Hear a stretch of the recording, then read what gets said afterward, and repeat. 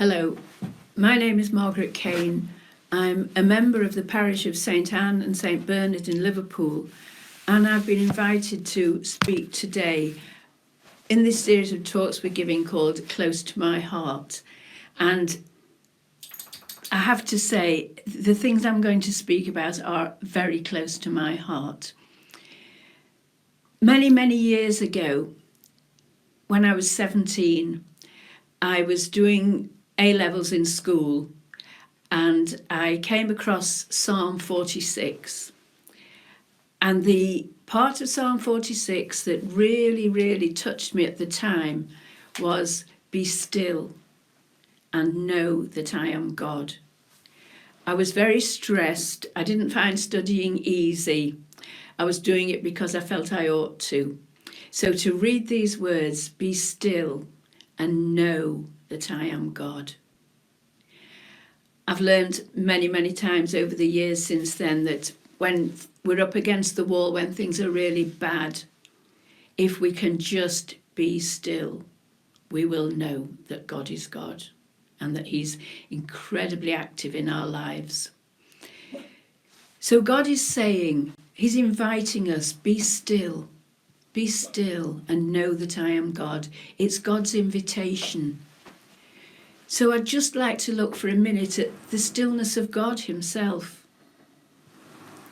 And Genesis, right at the beginning of the first chapter of Genesis, we see that God has this beautiful creation. Beautiful creation. It's going to be His gift to us. But everything's still, and God's Spirit hovers over the water. And God in His stillness just breathes life into this magnificent creation, and everything blossoms. We also read in Genesis that as God created each of His gifts, the light, the dark, the plants, the animals, He sees it and He knows it's good. And then He creates Adam. He creates our ancestor, the first person, and God sees it is very good. So He preserves being very good for us. We in our littleness, we are very good in the eyes of God. And then we learn in Deuteronomy, we learn and we read about God's love for us and God's incredible persistence with us, but this very gentle persistence. And we hear here, in the wilderness too, and we've all been in wilderness. In the wilderness too, you saw Him, how God carried you as a man carries his child all along the road you travelled on the way to this place. So wherever you are at this moment, God has been carrying you. And at this moment, it may not be a place you really want to be, but God knows where you are. And if it's difficult, if it's a trial, if it's somewhere you'd rather avoid, God is saying, just be still and know that I am God. I'm with you in this. You are very precious in my eyes. And what Psalm 46 has said at the beginning is that even if everything goes to pot, even if everything falls apart, God is still with us. God is still God. If the mountains should fall into the sea, all these forces of nature,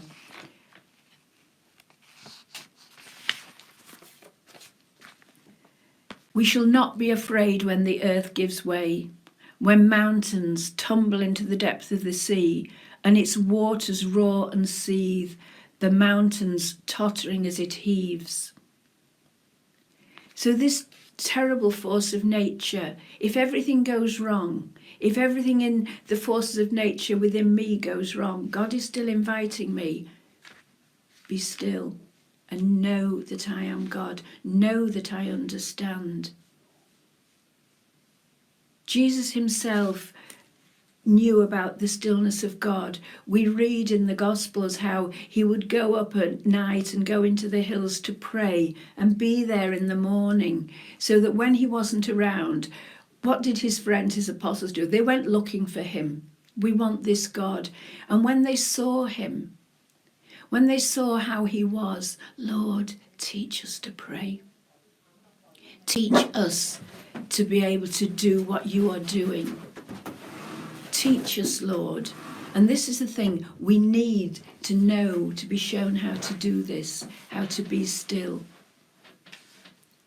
And we think of Mary, the mother of Jesus, and her stillness, her incredible stillness in the presence of God. We hear how when the shepherds came to the stable, how Mary listened to what they had to say, and she pondered all these things in her heart. She was still. She stayed with them. Be still and know that I am God. Mary had this incredible, incredible gift to be the mother of God. And her whole trust, her whole life was entrusted to God. Mary was still, and she knew that God was with her, even in the most difficult of times.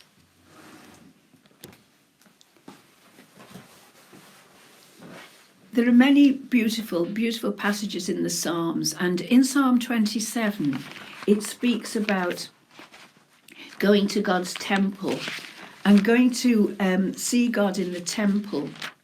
And this is in my Bible. One thing I ask of the Lord, one thing I seek, to live in the house of the Lord all the days of my life, to enjoy the sweetness of the Lord, and to consult him in his temple. And that I find really moving. In fact, I've underlined it many, many years ago. Some translations say to behold the sweetness of the Lord and to behold his temple. Here, to consult him in his temple. And to me, that always thinks of if you go to see a doctor or you go to see your child's teacher and you go to consult them, it's not you doing all the talking, it's not me doing all the talking. I'm getting something back. So to me, to consult God in his temple, just to go and be in the stillness of God, put my side to him and then wait for God. This is my consultation. God will speak into my heart. And it's beautiful sometimes, if you ever get the opportunity, just to sit in front of the Blessed Sacrament with nobody around, maybe in an empty church, maybe in a chapel, but just to sit and just to consult God in his temple. It's incredibly powerful, because God is saying, be still and know that I am God. I was reading many years ago an autobiography of St. Therese of Lisieux, The Little Flower. And I read these lines and I couldn't believe what I was reading. She'd had a terrible experience. As far as I remember, she'd had this image of her father in old age, but being bowed and being very, very suffering, being very troubled. And it really, really troubled Therese. She was a child or young, maybe a teenager. And she couldn't understand this image she'd seen in her imagination. And she wrote, "We will understand in heaven the wisdom that decreed such things and spend an eternity in admiring it." And when I read this, I couldn't take it in at first. I just thought, wow, we will understand in heaven. Not that we'll just know, but we will understand the wisdom that decreed such things. So anything in my life that is not what I would have chosen, there's a wisdom behind it, the wisdom of God that decreed that that would happen. We'll understand in heaven the wisdom that decreed such things, and then, more powerfully still, and spend an eternity in admiring it, not just knowing it, admiring it and thinking, this is why it happened. Wow, this is what God was trying to show me. And I'm going to spend an eternity in admiring the handiwork of God. Be still and know that I am God. Know that I hold you in the palm of my hand, as we read in Isaiah. Very, very powerful. Many times in our newsletter, we have a prayer that to help us. And this was a prayer that was in our newsletter many, many years ago. And I don't know if you can see it, but it actually appeared like that. And I cut it out and I laminated it, and I've prayed it many, many times since. And I've also given it to many people who have said, I don't know what to do, and I'm trying to do this and I'm trying to do that. And this is God saying, will you be still? Will you just hand over? Dear Lord, when I am anxious and fearful and find it difficult to trust completely in you, please help me to focus on your promises and not on my own abilities. In the past, I have often felt that I must be in control. So I know it may be difficult to leave everything with you.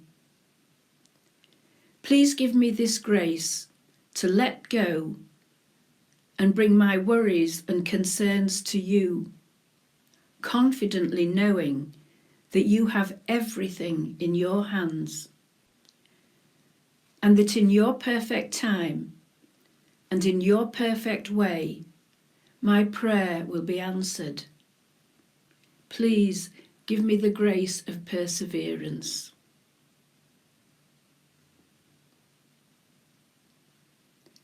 I have to have the courage to let go of what I'm holding on to and just let God take over, because really, I'm not in control. I just feel that I am or want to be. Can God really do this? Is God really listening? And God is really listening, and God knows every little bit of our lives. We read in Jeremiah, I know the plans I have in mind for you, plans for peace and not disaster, reserving a future full of hope for you, so that when you come to plead with me, I will listen. When you seek me, you will find me. When you seek me with all your heart, I will let you find me. I don't think God could be more straightforward. When you come to plead with me, I will listen. Be still and know that I am God. I'm listening to you. Just be with me. And the key word is the stillness. Still, be still. If I'm rushing about and if I'm filling my life with all sorts of daily worries and concerns, which in their place can be fine, but if I'm not giving my time to God, if I'm not just giving God his opportunity, how can he help me? He needs space. He needs me to be in his presence. And we read in St. Paul, in the letter to, I just have to look this up. In St. Paul's letter to the Romans, chapter 15, talks about how people who did not give up were helped by God. People who did not give up. We must not give up. We must persevere. It was at the end of that prayer. Give me the grace of perseverance. How people who did not give up were helped by God. I have to be in tune with God. I have to do my part. I have a friend who now has gone to God, a Ghanaian man, and many, many years ago I was preparing 3 of his sons, well, his only 3 sons, for baptism. And one day I was talking to him and we were talking about God. And he said to me, it's very interesting, he said, because in English you only have one word for God. But in my country we have many words for God. And he told me what they were, and I wrote them down. I just want to read a couple of them to you, and any Ghanaian people who are watching, forgive me, because I should have also asked, how do you pronounce the Ghanaian name? But these are the names. Nyame, to have full, so that when you have him, you're full. And these are literal translations. Nyan Kopon, greatest friend. God is our greatest friend. And here's one very special. Kwerampon, he against whom if you lean, you don't fall. And this is the God we all need. He against whom if you lean, you don't fall. In Isaiah also in chapter 7 we read, if you do not stand by me, you will not stand at all. Again, God's saying, just trust me, be still and know that I am God. Know that I have your best interests in heart. But most of all, know how much I love you. If you only knew how much I love you, how precious you are to me. And then I love this one. This is actually my favourite. And again, I don't know how you pronounce it, but it reads Otumfu. And it just says, he who can. This is who God is. He who can. Says it all. God is the one who can.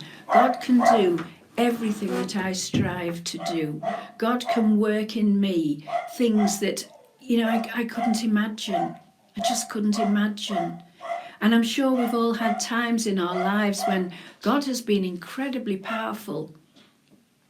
And many years ago, I was called one evening to go to the women's hospital.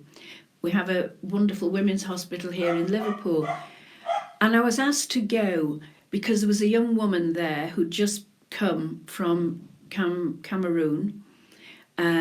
She didn't speak English, she was French speaking, and they couldn't communicate with her. And she was very much curled up on the bed. She was quite sick. And I only had my schoolgirl French, but I went along. And I saw this young woman and I tried to speak to her, and it was very difficult to get a response. So I'm thinking, it's my very bad French.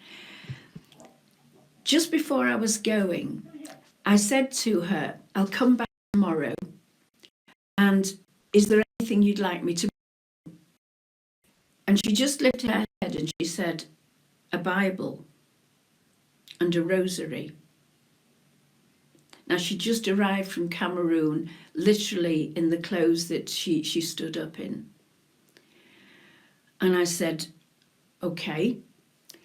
And then just a few weeks before that, I'd been at Our Lady's Shrine in Lourdes in France, and I'd heard the Hail Mary prayed in many different languages, but a lot in French. So that was in the forefront of my mind. So I just said to this young woman, we'll pray before I go. And we prayed the Hail Mary. And as I prayed the Hail Mary, her head came up and she looked at me. And off I went. So the next day I thought, I have to go back. I have to do what she asked me. So I went to the Catholic Media bookshop in Liverpool. And I just thought, what am I going to do? So I chose a rosary, and I bumped into a friend of mine called Neil, And Neil has a very, very wonderful insight into scripture. So I was saying to Neil, I, met this young woman and she would like a Bible in French. And I said, Neil, where in Liverpool am I going to find a Bible in French? And he looked me straight in the eye and he said, Margaret, turn round. And I turned round, and behind me there were rows and rows of Bibles. But just above my head, right in the middle, La Bible, a French Bible, just one French Bible. And I can only say that I was totally overwhelmed, because I'd said to God, how am I going to do this? And I just couldn't believe it. To be honest, I really was totally overwhelmed. So I bought the Bible and the rosary, and I went that afternoon back to the women's hospital and gave these to this young woman. And I thought she'd say, oh, thank you, and just accept them. But she looked at me and she said to me, and remember this is all in French, she said to me, will you remind me how to say the rosary? She was totally traumatized because of experiences she's had. And I just thought, oh, I don't think my French is that good enough. And God just, be still and know that I'm God. Something said to me, the Gospel of Luke. And right at the Gospel of Luke, we've got the joyful mysteries. The Annunciation, the Visitation, the Nativity, the presentation in the temple, and the finding of the child Jesus in the temple. So I was able to open this French Bible, find Luke, and just say, here. That wasn't me. That wasn't me. That was, be still and know that I am God. Absolutely amazing. Just the trust that God has in us in our littleness. And it's a lesson in trust that we learnt from Jesus. Jesus spent so much time with the Father that I truly believe that's how he knew. That's how he knew how to heal, how to do it, how to speak to people, how to just welcome people, how to give them this incredible vision of how much God loves us, how precious each one of us is. I think also we learn from Jesus because he also rebukes people.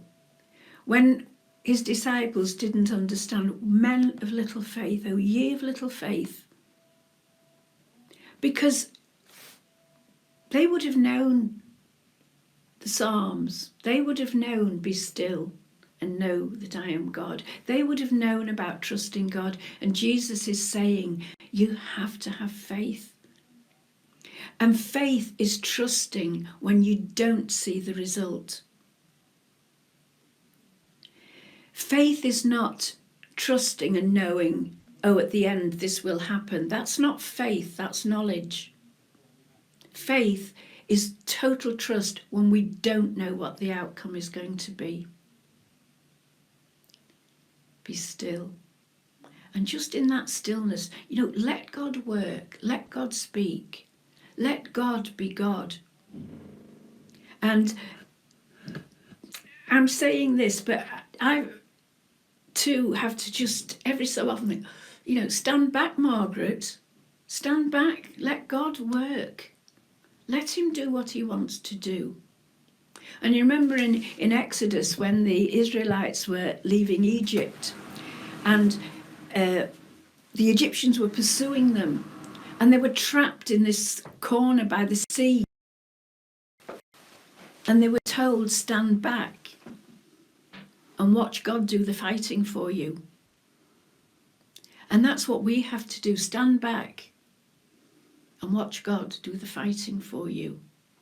Be still and know, total trust, total trust.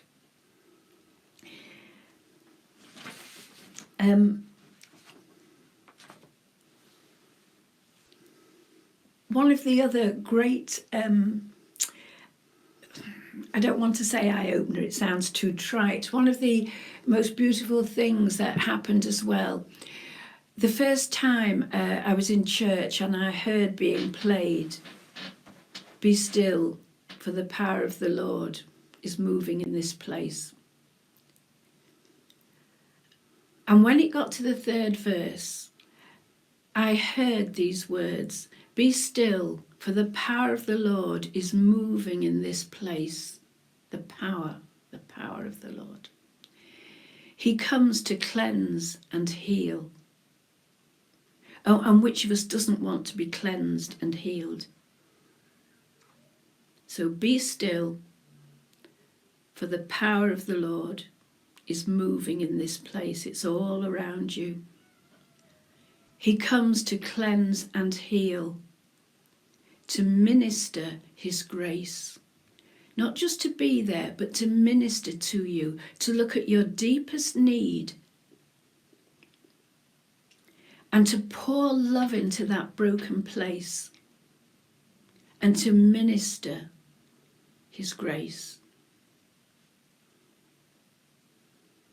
And then, if that hadn't overwhelmed me sufficiently, I then heard these incredible words, "No work too hard for him. In faith, receive from him." So all I have to do is just be. Just open my hands, open my heart, open my mind and my attitude, because no work is too hard for God.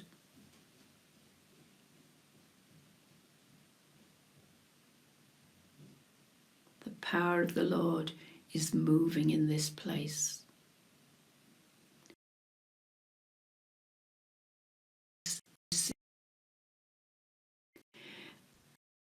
I was very involved with people whose lives were in the most difficult, almost impossible situation.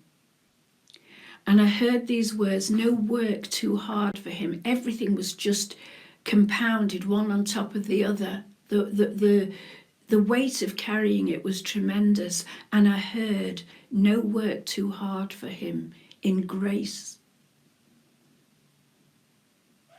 All we have to do is receive in faith, in grace, in faith, receive from him. And at that moment, I just thought of all these people, all these suffering people. And I just said, "God, all this is so difficult,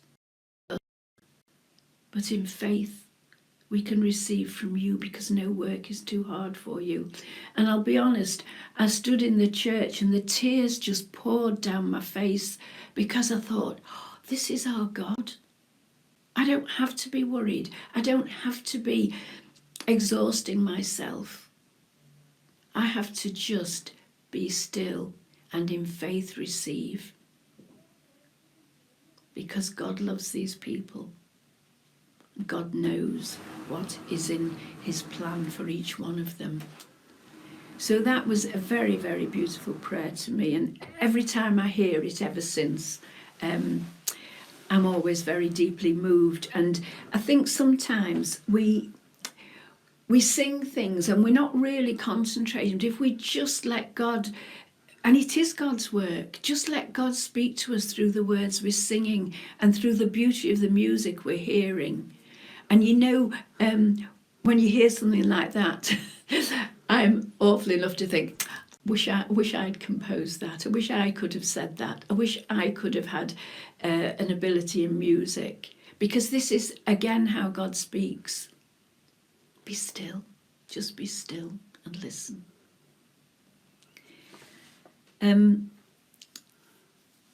I want to finish now. There's so many other things we could think and talk about. I'm going to read a passage from a book by Taylor Caldwell. Some of you may know her and may know her work. She wrote many, many different sorts of books. One of her very famous books is called Dear and Glorious Physician, and it's about St. Luke. It's a novel, but about St. Luke. And she actually researched for 30 years before she wrote this book. And she also wrote some books, probably in the late 1950s, very early 60s, because this is when I first came across the passage I'm going to pray about now and think about. And she had written a book, The Man Who Listens and The Listener. And again, they were novels, but with a very spiritual element to them. And she has written all sorts of different books, but if you ever get the chance to read, it's Taylor Caldwell. And I just want to finish with this, which again, she chose Psalm 46. This is how I first came across Psalm 46. And this is what she wrote in one of her books. Be still. Be very still. Be removed from all the busyness of life, if only for a little space, a little time. Be still enough not to hear all the world's pleasant voices or even the ugly ones. Just be silent, still. Be still and know that I am God. And in the knowing, know that all is well, and on some day you know not of, all will be explained. Be still and know that you can bear your life, that it has a distinct and unique meaning, belonging only to you, important more to God than even to yourself, and that to God it is of more worth than the sun or a billion suns. With that importance in your heart, you can walk fearless, joyful with a true joy, peaceful with a peace that no pleasure can give and no busy life satisfy.